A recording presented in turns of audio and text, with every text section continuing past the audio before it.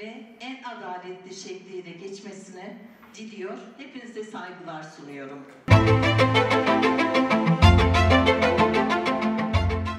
Mesleki eğitim adımlarını atmak için çalışmaya başladık. Belki ileride burada bir eğitim programı geliştirme fırsatımız olabilir. Bununla ilgili bir eğitim altyapısı, ölçme değerlendirme, eğitimde program geliştirme gibi çalışmalarda katkımız olabilir. Bunlara açığız. Burada bir ürün tanıtımı ya da bir şey değil, mesleki eğitimin arkasındayız ve bizzat sizlere destek olmak için ne gerekiyorsa yapacağız.